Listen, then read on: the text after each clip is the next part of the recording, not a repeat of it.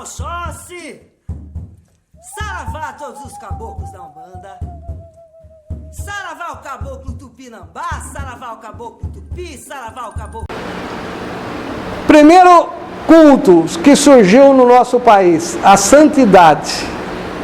Esse foi o primeiro culto sincrético que teve aqui no nosso país. E só existiu no Brasil, não existiu em lugar nenhum outro, tá? Então vamos saber o que é a santidade. De acordo com registros históricos, a primeira religião sincrética surgida no Brasil ficou conhecida como santidade, nome criado por Manuel da Nóbrega, em 1549, quando viu um pajé em transe pregando a outros indígenas. O pajé já estava em transe, gente. Os espíritos já estavam atuando ali. Tá? Os primeiros registros dessa religião datam de 1551 em São Vicente, aqui, na nossa terra aqui do lado, São Vicente. Tá? Tendo ganhado força e se tornado mais expressivo, né, no final do século XVI, no sul da Bahia e na área do Recôncavo Baiano, a santidade de Jaguaribe, essa aqui ficou muito famosa. Se vocês consultarem, tem estudos, tem muitos estudos sobre essa santidade de Jaguaribe lá na Bahia, tá? Porque essa religião, esse culto, né, não era só uma questão religiosa, tinha uma questão política. Os índios iam nas usinas, nas fazendas, fazer o ritual dele e instigar os índios a se rebelarem. Então tinha a questão, inspirado pela espiritualidade. Olha que interessante. A espiritualidade dando força para eles saírem daquela situação de escravos. Que é importante lembrar que os primeiros escravos foram os índios. Foram escravizados, trabalhavam na cana, nas usinas e tal. Depois a própria igreja acabou protegendo eles. E aí começaram a trazer os escravos da África. Foi o que aconteceu aqui. Então, o primeiro culto sincrético foi esse. A santidade, e essa de Jaguaribe é muito, muito famosa. Pesquisem que vocês vão achar bastante material. Porque aqui não dava para mim colocar as informações, né? Como em alguns rituais tupis, as cerimônias da santidade podiam durar vários dias. Usavam trajes nativos, né? Pena, arco, flecha, colares, máscaras. O uso do maracá, né? Da maraca. Na fumaça derivada da queima do tabaco. Fumaça não faltava. Culto onde tem índio tem que ter fumaça. Tá certo? E do consumo de bebidas fermentadas, os quais induziam o estado de transe mediúnico, que era denominado de estado de santidade, derivando daí o nome da religião. Então eles induziam um transe usando bebida. Prática que ainda é usada lá no Amazonas, né? Lá tem muitos lugares que ainda usam. E o pessoal trouxe aqui para o sul agora, com o Daime, com a União do Vegetal, que são novos cursos que eu nem incluí aqui. Não incluí. Tá? Não incluí. Mas no final do curso a gente pode abrir um debate sobre a Umbanda Daime. Umbandaime. Será que isso é Umbanda? Porque usa-se a bebida. E a Umbanda, uma das práticas é não se usar nenhum tipo de elemento alcoólico para te dar o transe. O transe mediúnico é feito de outra forma. Então é até uma questão que a gente pode debater isso daí, né? Não para, né, ir contra aquela região, mas que está acontecendo atualmente. Tem um Bandaime aí que surgiu. Existiu o Daime e acabou misturando com a Umbanda. O pessoal misturou. E existe um Banda Daime, e aí? Será que isso é Umbanda? Então é uma questão que deve ser levantada. Eu acho que todo mundo deve questionar, deve pensar sobre isso daí, tá? Os índios, né, dançavam unidos, embora de mãos soltas e fixos no lugar, formando roda e se curvando para a frente. Moviam somente a perna e o pé direito, cada qual com a mão direita na cintura e o braço esquerdo pendente. Fumavam desbragadamente o tabaco, petim, na língua nativa, que os portugueses chamaram de erva santa. Erva santa, olha o nome do tabaco, erva santa, tá? Por meio do fumo, os índios se comunicavam com seus mortos, falavam com os ancestrais, recordavam seus heróis. Olha que coisa bonita, né? Uma religião mediúnica, transe, forças espirituais interagindo ali na comunidade, ajudando a curar, a orientar os índios. E isso acabou tomando um movimento, até que não comentei, político, né? Quer dizer, ajudando até na própria libertação desse povo todo que estava sendo escravizado aqui na terra deles. Tá certo? Passa. Antes de ler isso aqui, é interessante também um comentário que eu lembrei. Aquele movimento dos tupis, né, que vieram aqui para o litoral, a outra veio por dentro, existia um mito antigo que existia uma terra sem mal, terra sem males, é assim, terra sem males. Então, eles buscavam esse lugar, como se fosse um paraíso. Existia um lugar, uma terra sem mal, um paraíso, que todo mundo viveria sem maldade. Né? De repente é Aruanda, né? Está certo que o termo Aruanda é recente, vem mas de repente é lá, a terra sem mal é lá na espiritualidade. Mas eles buscavam aqui, então eles caminhavam em busca disso, desceram o país todo buscando esse lugar, terra sem mal. Tá? Em 1610, segundo o relato do governador Diogo de Menezes, existiam no recôncavo baiano mais de 20 mil indígenas e mestiços, vivendo em aldeias onde se praticavam os rituais da santidade. Olha lá no recôncavo baiano, 20 mil indígenas já, praticando a santidade. Tá certo? Que era um culto sincrético. Eu não sei se eu falei ali no início, eles rezavam as orações que os jesuítas ensinavam, não era só, eles misturaram. Tinha um crucifixo, então era uma mistura da religiosidade católica, cristã, junto com toda aquela parte indígena, o tabaco, a bebida e o transe mediúnico.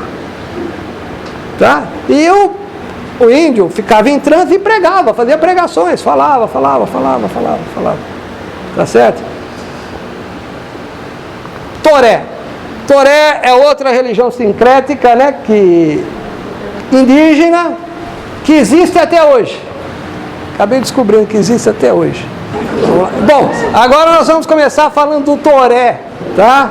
Toré é um culto, uma religião que existe ainda, tá? Existe ainda, tá? Vamos lá?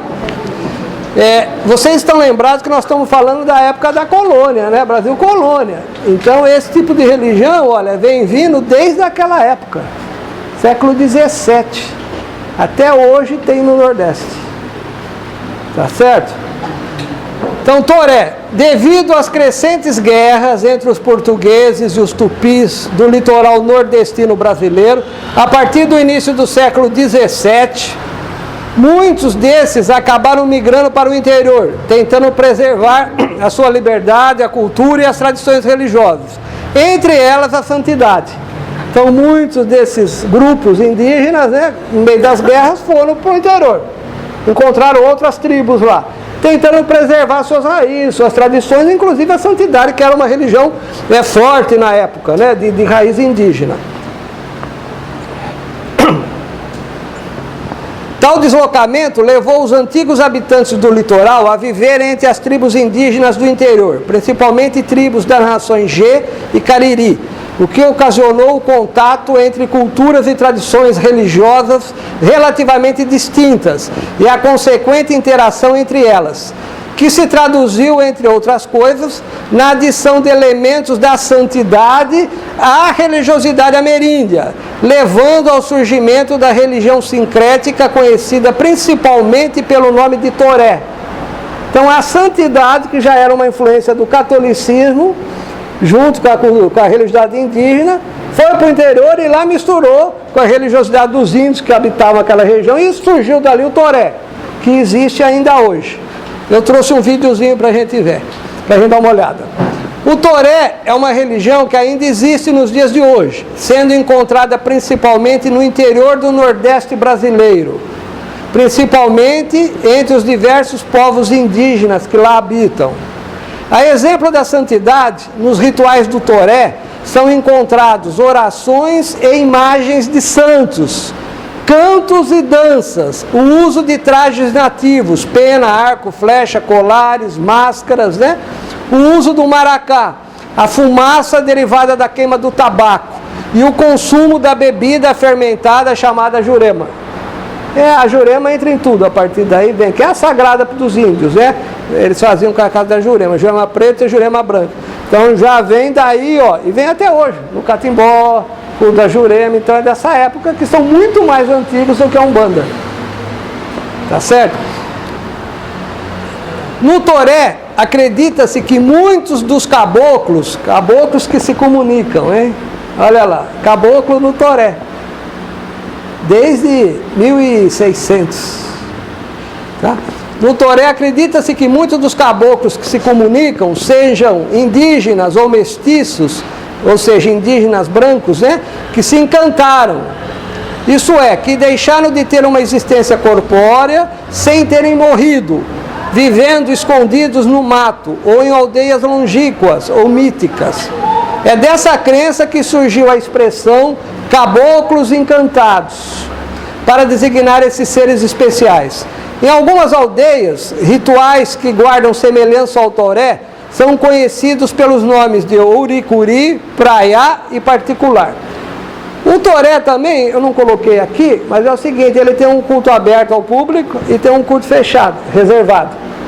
Normalmente, quando é aberto ao público, são os índios ou mestiços, né, ou descendentes, eles dançam, é música. Então, vocês se pesquisarem Toré, vão encontrar muita coisa sobre dança indígena. Os índios lá fazendo Toré, estão dançando, cantando.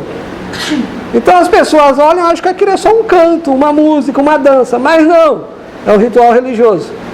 E quando eles fazem o interno, que são só os iniciados, os pajés, tal, ali tem a bebida, o fumo, a dança e a manifestação dos caboclos e das entidades. Pajelança.